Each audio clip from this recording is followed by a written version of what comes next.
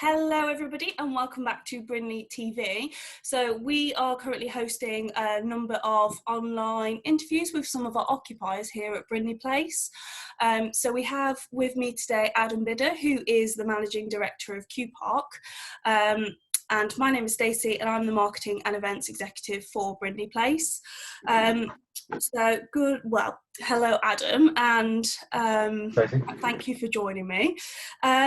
First of all, we kick off by kind of maybe you explaining a little bit about your role and what that entails kind of within QPark. Sure, absolutely, yeah. So I'm the Managing Director for QPark in the UK and Ireland. UK, I'll perhaps talk a bit about more about QPark later on in some of the questions, but we're in 7 countries across North and West Europe, and I focus on the UK and Ireland, as I say. Yeah.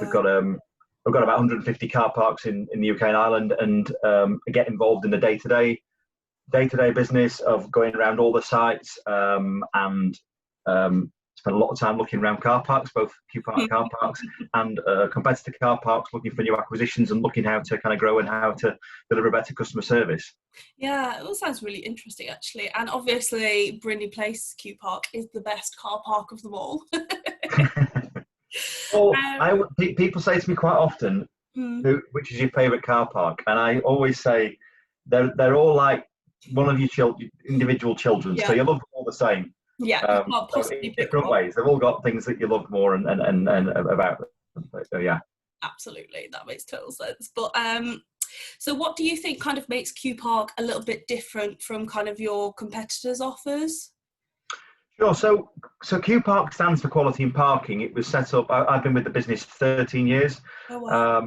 It's evolved a lot. I think we had about 10 city centre car parks when I kind of started, and we've as I say, we've grown to kind of about 100 across UK and Ireland now, as well as in airports and health and hospitals, healthcare. I'll touch on later on.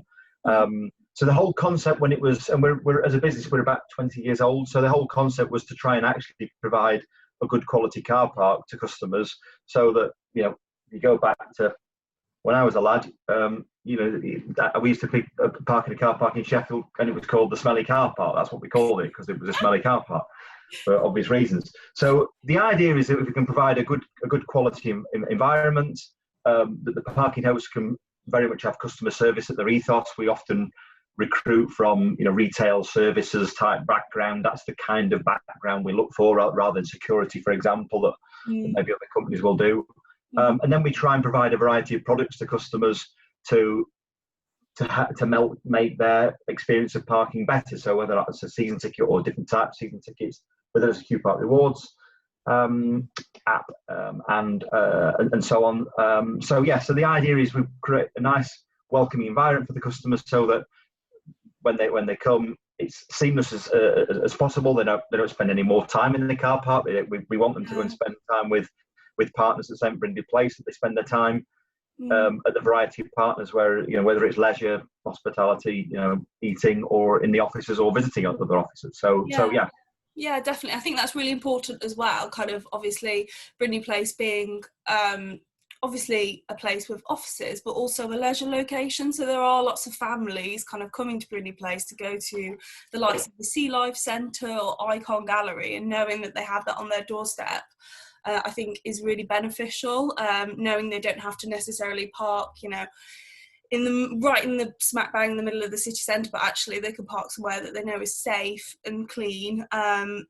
That's already within their location, so it's perfect. It often, and it's interesting, even discussion with we'll touch on COVID-19 later on, but in discussions, it's often what we say is we don't want lots of car parks right in the middle of city centres.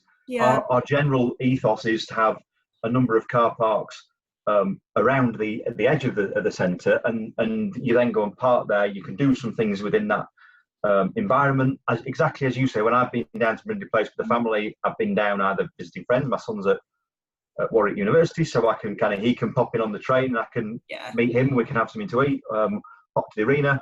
My daughter's performed at the arena, and again, you can park there, have a meal at one of the restaurants, and or I've had meetings there with other businesses, or indeed the hotels. So we're very much aware of that, and that's what we look for in terms of it's a multifunctional environment, and very much understanding the different business and leisure reasons why a customer visits, and then providing the right tools both for us and for partners as well to maximise that stay and that environment for customers. So yeah, definitely, that makes total sense. And I know you've touched on it already. Obviously, we're currently in COVID-19, so we're currently experiencing the COVID-19 pandemic, and obviously I know that QPark have been working a lot with key workers. If you wanted to kind of talk about that a little bit. Yeah, so we've when this kind of started hitting, and we saw some of this. Let's say we're in 7 countries across Europe, so we kind of saw this coming a little bit beforehand. I was in Holland with my colleagues 10 days, well, about the 5th of March, so 10 days, 2.5 weeks before the kind of lockdown, and we saw some of this. So we were kind of nimble on our feet. So we work with a number of trusts. We do hospital parking as well. We don't really do enforcement, to be honest. We're not interested in giving fines. That's not what we do. We provide barriered parking in hospitals. Work very closely with the trusts. So we're proactive working with the trusts that we have directly relationships with.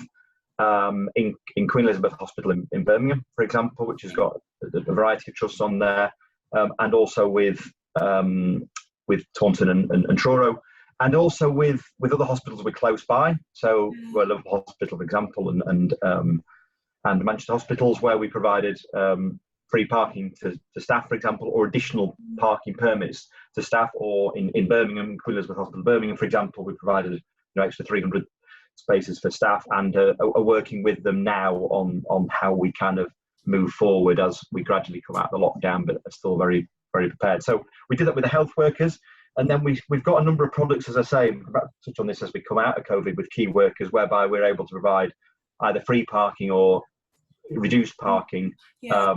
So we've got different products. So either, as I say, a season ticket, or we have a form of what's called daily value card, where customers will pay a set amount, but they'll pay a lot less. So we're able to kind of tier it. We're working with other councils as well as Birmingham at the moment, whereby we can maybe have a tiered offering. So a tier 1, such as a NHS worker can park for free, but maybe a teacher can park for very limited, a very reduced amount, and that kind of goes up. So if you work for an accountancy practice or a professional company, you can still get a discounted rate, but then you'd be quite happy to pay more than a key worker. So that's kind of the products we've got and the equipment we've got. It doesn't often look that much, but the parking equipment we put in allows us to provide those different offerings. Yeah, but I think even with kind of the key workers and being able to offer free parking or even discounted parking is massively beneficial to those key workers who are travelling in, and anything we can do to support them right now is fantastic. So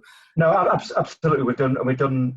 We generally have had really, really good good feedback. We were keen that we still wanted to provide a safe and clean environment. I think that's again, competitors, but we kept the barriers down. There was a small number of car parks, not in Birmingham, for example, but small number of car parks we closed where we could still offer other, and that helps us similarly to kind of focus on the clean environment. So we decided it was also very important to provide a clean, safe environment for key workers, as opposed to maybe just letting the barriers up and letting anybody park for free. So it's definitely amazing.